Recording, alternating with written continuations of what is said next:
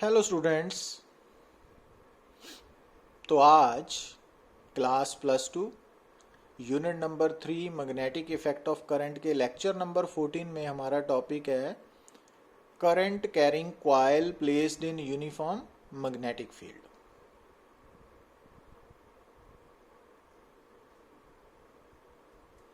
पर उससे पहले, जैसा कि हमने अपने प्रीवियस लेक्चर में पिछले टॉपिक में डिस्कस किया था, magnetic force between two like और अनलाइक करंट्स। और वहाँ हमने क्या देखा था कि जो लाइक करंट्स है ना वो अट्रैक्ट करते हैं और जो अनलाइक करंट्स है वो रिपेल ईच अदर। और दो पैरेलल कंडक्टर्स के बीच में magnetic force per unit length का फार्मूला क्या था? Mu naught I1 I2/2πa। तो I1 I2 दोनों के करंट्स हैं और A क्या है? दोनों के बीच में परपेंडिकुलर डिस्टेंस था ना। अब इस प्रॉब्लम में देखिए आप, a long straight conductor PQ carrying a current of 60 ampere is fixed horizontally। तो एक current carrying conductor PQ fixed है, नीचे है ना। Another long conductor XY is kept parallel to PQ at a distance of 4 millimeter in air। Conductor XY is free to move and carries a current I। Calculate the magnitude and direction of the current I for which the magnetic repulsion just balance the weight of conductor। अब यहाँ समझने वाली बात simple ये है को जो नीचे वाला कंडक्टर है ना PQ, वो XY को नीचे नहीं आने दे रहा है ना। तो वो तभी पॉसिबल है जब PQ XY पे जो फोर्स लगाएगा, मैग्नेटिक फोर्स, वो मैग्नेट XY के वेट के इक्वल बट ऑपोजिट हो ना। तो इसका मतलब क्या हुआ? ये सिचुएशन है ना कि जो XY के ऊपर मैग्नेटिक फोर्स लगे वो उसके वेट के इक्वल बट ऑपोजिट होनी चाहिए ना। अब मैग्नेटिक फोर्स ऊपर तभी हो सकती है जब PQ और XY के बीच में रिपल्सिव फोर्स हो, मैग्नेटिक फोर्स रिपल्सिव। और दो करंट्स के बीच में रिपल्सिव फोर्स अनलाइक करंट्स के लिए होती है ना। तो हमें I1 की डायरेक्शन दी हुई है तो I की डायरेक्शन अनलाइक में ऑपोजिट होगी ना। तो ये रेड कलर की डायरेक्शन I के लिए आ गई। अब FM और mg बराबर है ना। अब FM क्या है? PQ ने XY पे जो टोटल मैग्नेटिक फोर्स लगाई। अब ये ब्रैकेट वाली टर्म पता क्या होती है? ये magnetic force per unit length होती है। तो हमने X और Y की लेंथ L मान ली ना, स्मॉल l। तो जब हम magnetic force per unit length into length करेंगे तो वो टोटल फोर्स बनेगी ना मैग्नेटिक। अब L M के नीचे आ गया ना। तो M/L mass per unit length for conductor XY है ना। तो वो वैल्यू हमें दी हुई है। अब A की वैल्यू भी हमें दी हुई है 4 मिलीमीटर, उसको मीटर में कन्वर्ट करना है। I1 की वैल्यू भी दी है, तो उनको सॉल्व करके आप I निकाल सकते हो ना। समझ आई बात? अब जैसे यहाँ पे देखिए आप, प्रॉब्लम 2 में फिगर शोज ए rectangular current carrying loop, ABCD नजर आ रही है ना आपको, placed 2 centimetre away from a long straight current carrying conductor. तो करंट कैरिंग जो लॉन्ग कंडक्टर है ना उसमें करंट 25 एम्पियर है। What is the direction and magnitude of the net force acting on the loop? अब याद रखिए, ये जो 25 एम्पियर करंट है ना passing through a straight conductor, इस करंट के कारण सराउंडिंग स्पेस में क्या होगा? Magnetic field. अब वो मैग्नेटिक फील्ड जो करंट कैरिंग रेक्टेंगुलर कॉइल है ना, लूप है, उस पर मैग्नेटिक फोर्स एक्सर्ट करेगा। अब आपने ना रेक्टेंगुलर करंट कैरिंग लूप को कैसे देखना है? 4 स्ट्रेट कंडक्टर्स, एक AB है, दूसरा BC है, तीसरा CD है, चौथा DA है। अब सबसे पहले आप फोर्स निकालिए between XY and DA। XY और DA के बीच में फोर्स निकालिए आप। अब ये जो करंट है इसकी डायरेक्शन के कारण आप at the position of AD magnetic field की direction right hand thumb rule के अकॉर्डिंगली बता सकते हो ना। तो फिंगर्स बाहर की तरफ मीन्स यहाँ पे मैग्नेटिक फील्ड इस तरफ होगा ना, बाहर की तरफ। अब ये मैग्नेटिक फील्ड इस करंट कैरिंग कंडक्टर पे मैग्नेटिक फोर्स लगाएगा ना। तो अब कितनी फोर्स लगेगी दो पैरेलल कंडक्टर्स में? तो अगर फोर्स पर यूनिट लेंथ की बात होती तो वो होनी थी म्यू नॉट I1I2/2π A1। अब A1 क्या है? ये कंडक्टर और इस कंडक्टर के बीच में दूरी। अब ये डिस्टेंस 2 सेंटीमीटर है और ये 10 है, तो इट मीन्स इनके और इनके बीच में दूरी क्या है? 12 सेंटीमीटर है ना। और L की वैल्यू 25 सेंटीमीटर है। तो ये सारी वैल्यूज़ मीटर में कन्वर्ट करके SI में कन्वर्ट करके आपने F1 निकाल लेनी है। और F1 की डायरेक्शन आप कैसे निकालोगे? Fleming's left hand rule. समझ आई बात? क्योंकि जो मैग्नेटिक फील्ड है वो करंट कैरिंग कंडक्टर्स के परपेंडिकुलर है ना, तो मैक्सिमम मैग्नेटिक फोर्स F1 लगेगी ना। ये याद रखना पड़ेगा आपको, पिछले कंसेप्ट्स क्लियर करने पड़ेंगे। तो F1 की डायरेक्शन आ गई। तो F1 इसकी तरफ आने का मतलब है कि AD कंडक्टर और XY कंडक्टर में अट्रैक्टिव फोर्स होगी। अच्छा, अब XY और BC के बीच में फोर्स निकालने के लिए अब मैग्नेटिक फील्ड की डायरेक्शन हमने B2 शो कर दी। अब B2 के कारण इस पे F2 फोर्स लगेगी, फ्लेमिंग्स लेफ्ट हैंड रूल के अकॉर्डिंगली अवे है ना, तो वो अप्लाई किया। तो अब रिपल्सिव एंड में फोर्स कितनी है? Force per unit length into length. अब इसकी लेंथ भी 25 सेंटीमीटर ही है, पर याद क्या रखना है कि अब यहाँ पे डिस्टेंस A2 2 सेंटीमीटर है ना। अच्छा, इसके अलावा जो 25 एम्पियर करंट है ना, इसके कारण AB कंडक्टर पे भी फोर्स लगेगी और CD पे भी। पर जब आप देखते हो कि AB और CD का जो सेंटर है वो सेम डिस्टेंस पे है ना दोनों का, तो यहाँ पे दोनों फोर्सेस इक्वल बट ऑपोजिट होंगी। तो मींस F3 और F4 फोर्सेस का रिजल्टेंट जीरो ही होगा। तो ये निकालने की ज़रूरत नहीं है ड्यू टू सिमेट्री।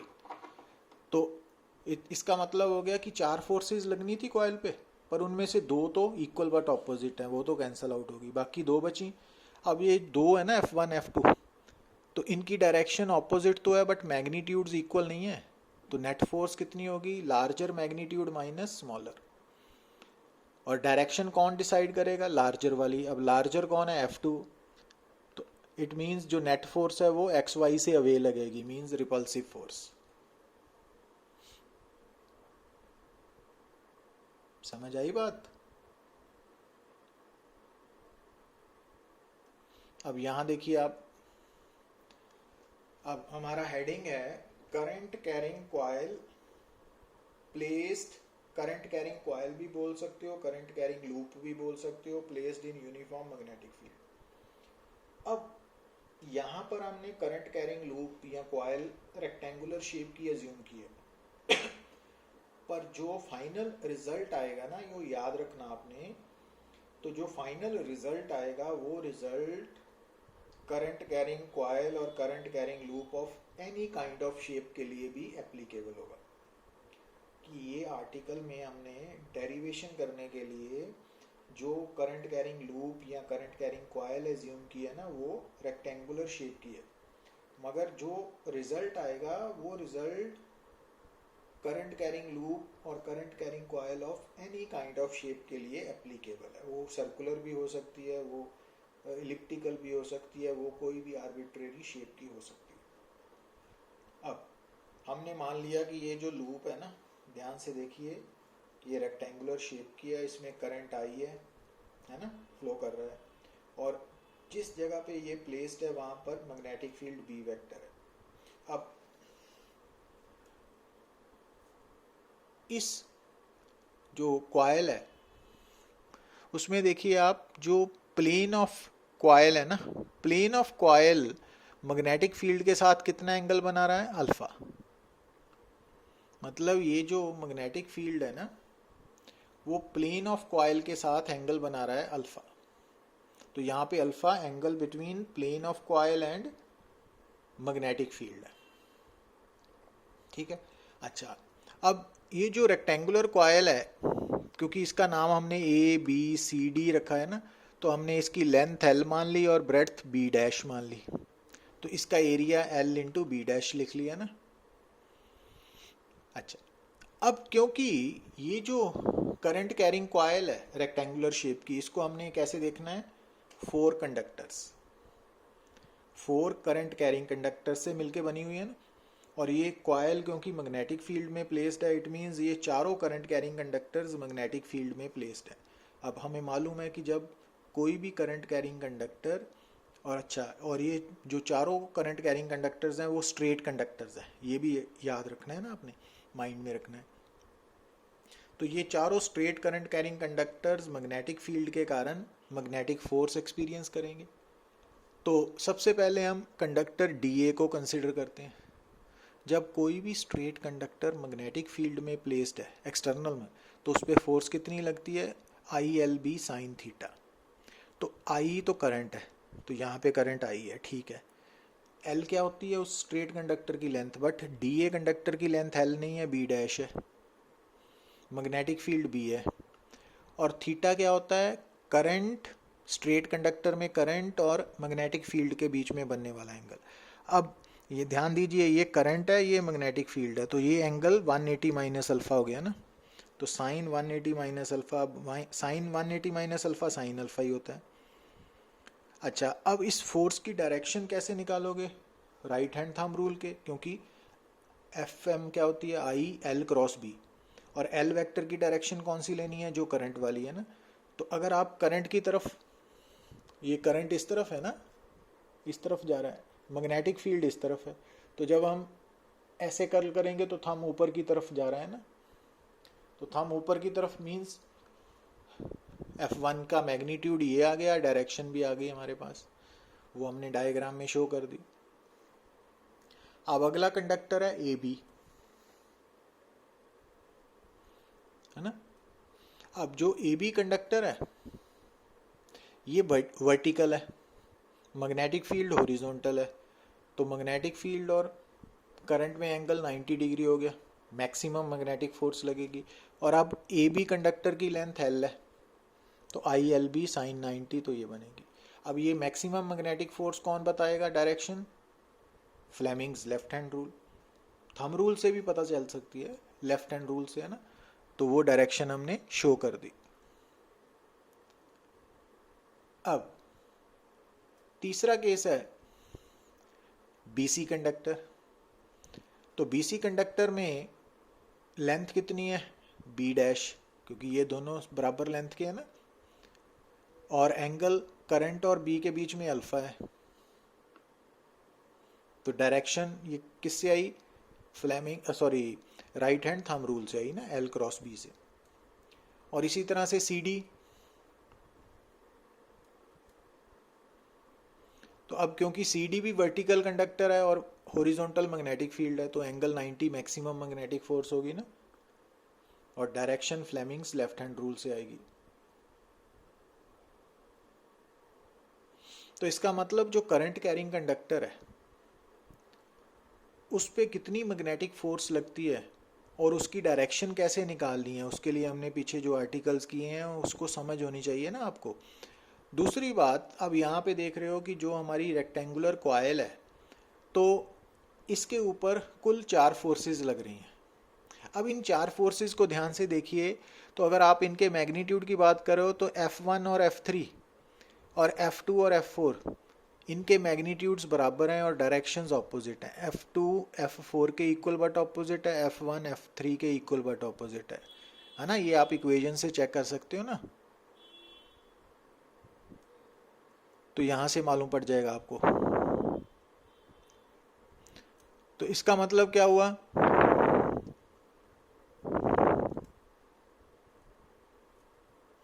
इसका मतलब नेट फोर्स 0 होगी। तो current carrying coil placed in uniform magnetic field पे नेट फोर्स 0 है। अब आपको याद आनी चाहिए बात कि जैसे हमने शुरू में डिस्कस किया था कि कोई भी current carrying loop is equivalent to magnetic dipole होती है ना। तो जैसा हमने electric dipole placed in external uniform electric field में बात की थी, नेट फोर्स 0 थी, तो उसी तरह मैग्नेटिक डाइपोल भी जब magnetic field uniform magnetic field में प्लेस होगा तो नेट फोर्स 0 होगी ना, वही बात आ गई ना यहाँ पे भी। अच्छा, अब दूसरी बात जो आपने याद रखनी है, देखिए कि जिस डायरेक्शन में फोर्स एक्ट करती है वो जो लाइन है ना, ये वाली लाइन है, ये हमने डॉटेड लाइन जो शो की है, ये लाइन को बोलते हैं लाइन ऑफ एक्शन। और आप देख क्या रहे हो कि F1 वेक्टर और F3 वेक्टर, इन दोनों की लाइन ऑफ एक्शन सेम है, ठीक है। और अब इनको देखिए आप, F2 फोर्स की लाइन ऑफ एक्शन और F4 की लाइन ऑफ एक्शन ये अलग अलग है। तो अब यहाँ से क्या समझे आप, अब आपको यहाँ पे +1 का एक कंसेप्ट याद आना चाहिए जिसको हम बोलते हैं ना कपल। तो कपल बेसिकली क्या है, arrangement of two equal but opposite forces having different lines of actions. तो कपल वो अरेंजमेंट है, किसकी अरेंजमेंट है, two equal but opposite forces having different lines of action. अब यहाँ देखिए आप, F1 F3 equal but opposite है पर दोनों की लाइंस ऑफ एक्शन सेम है, तो ये कपल नहीं बनाएंगे ना। बट F2 और F4 दोनों का मैग्नीट्यूड बराबर है, डायरेक्शंस ऑपोजिट हैं, तो इक्वल बट ऑपोजिट हो गई, और साथ में दोनों की लाइंस ऑफ एक्शन भी डिफरेंट है, तो इसका मतलब F2 और F4 कपल बनाएंगे। और कपल वो फिजिकल क्वांटिटी है जो किसी भी बॉडी पे रोटेशनल इफेक्ट पैदा करती है ना, तो इसका मतलब, और जो वैल्यू ऑफ कपल है उसको मोमेंट ऑफ कपल और टॉर्क बोलते हैं ना, तो इसका मतलब इस कॉइल पे टॉर्क लगेगी और ये कॉइल रोटेट करेगी। और वही बात होगी ना जैसा हमने इलेक्ट्रिक डाइपोल के केस में किया था कि जब इलेक्ट्रिक डाइपोल को यूनिफॉर्म इलेक्ट्रिक फील्ड में प्लेस करते हैं, नेट फोर्स जीरो होती है बट टॉर्क में एक्ट, उसी तरह इस पे, क्योंकि current carrying coil is equivalent to magnetic dipole, तो नेट फोर्स जीरो है, टॉर्क लग सकती है ना। अब टॉर्क लगेगी तो कैसे कैलकुलेट करोगे आप, तो जो कपल है ना उसकी मूवमेंट ऑफ कपल और मैग्नीट्यूड ऑफ कपल को हमने टॉर्क बोला है ना, वो कैसे निकालना है, magnitude of either force into perpendicular distance. अब इसके लिए हम क्या करते हैं, जैसे हम ये डायग्राम में देख रहे हैं ना, ये फ्रंट व्यू है फोर्सेस का। अब हम अगर इसी कॉइल को ऊपर से देखें टॉप व्यू, तो ये F2 और F3 forces, sorry F2 and F4 forces कैसे लग रही हैं मालूम है। अब हमने F4 वाली लाइन को एक्सटेंड किया और यहाँ से एक परपेंडिकुलर ड्रॉ किया AE, तो ये AE क्या है, दोनों फोर्सेस के बीच में परपेंडिकुलर डिस्टेंस है। अब ये मैग्नेटिक फील्ड की डायरेक्शन है अल्फा, तो ये एंगल अल्फा है तो ये भी अल्फा ही होगा। अब ये AB की लेंथ आ गई B डैश, तो अब इस राइट एंगल ट्राइंगल में देखिए ध्यान से, AED में कॉज अल्फा क्या है, AE बाई B डैश, तो AE की वैल्यू क्या होगी, B डैश कॉज अल्फा। तो इट मीन्स परपेंडिकुलर डिस्टेंस दोनों फोर्सेस में क्या है कपल की, AE, और AE की वैल्यू हमने कितनी निकाली, B डैश कॉज अल्फा।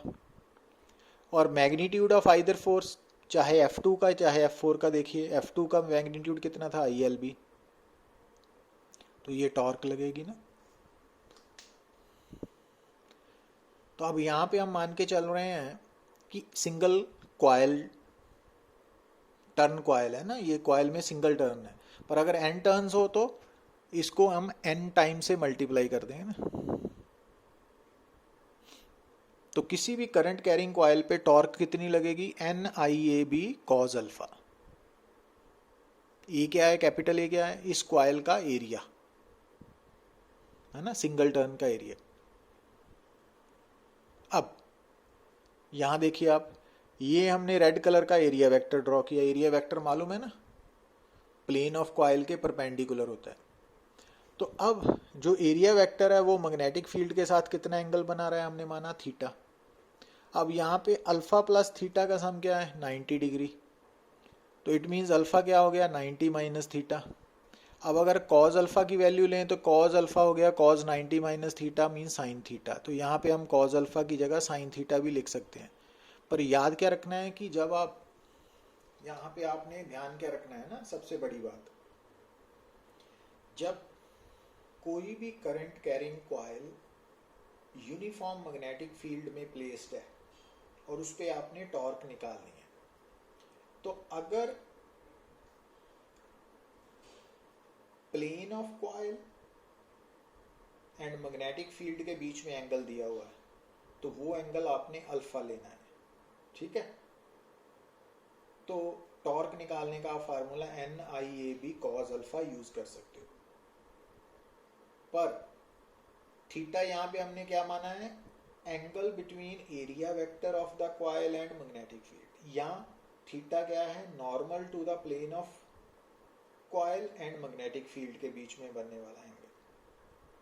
तो याद रखना, normal to the plane of coil and magnetic field के बीच में बनने वाला एंगल थीटा है, या area vector and magnetic field के बीच में बनने वाला एंगल थीटा है। तो थीटा और अल्फा के बीच में क्या रिलेशन है कि theta is equal to 90 degree minus alpha. तो कोशिश क्या करनी है, जब हम टॉर्क का formula in terms of theta लिखते हैं तो वो है NIAB साइन थीटा। तो इस फार्मूला को आपने प्रेफरेबली याद रखना है। तो जब भी आपने current carrying coil placed in uniform magnetic field पे टॉर्क निकालनी है तो कौन सा फार्मूला याद अप्लाई करना है, NIAB साइन थीटा। और थीटा कौन सा एंगल है, angle between area vector and magnetic field, या angle between normal to the plane of coil and magnetic field. तो अगर आपकी स्टेटमेंट में एंगल दिया हुआ है with plane of coil and magnetic field, तो आपने उस एंगल को अल्फा लेके थीटा में कन्वर्ट करना है ना, फिर NIAB साइन थीटा अप्लाई करना है ना। तो कंफ्यूजन को अवॉइड करने के लिए आपने एक ही फार्मूला याद रखना है, पर साथ में याद रखना है कि उसमें जो थीटा एंगल है वो किन दो क्वांटिटीज के बीच में एंगल है, area vector and magnetic field, या normal to the plane of coil and magnetic field. तो इस तरह से आपने एक्सप्रेशन निकाल लेनी है, ठीक है। और जैसा कि मैंने शुरू में बताया कि ये फार्मूला डिराइव करते वक्त हमने रेक्टेंगुलर कॉइल एज्यूम की है, बट कॉइल किसी भी शेप की हो, है ना, चाहे सर्कुलर है चाहे कोई भी आर्बिट्रेरी शेप है, तो उस पे यूनिफॉर्म मैग्नेटिक फील्ड के अंदर कितनी टॉर्क लगेगी, फार्मूला सेम रहेगा। Got it. तो NIAB sine theta. Net force हमेशा 0 लगेगी, किस पे, current carrying coil placed in uniform magnetic field. तो ये रिजल्ट्स याद रखने हैं। तो ये डेरिवेशन भी इंपॉर्टेंट है और रिजल्ट भी इंपॉर्टेंट है। Thank you very much.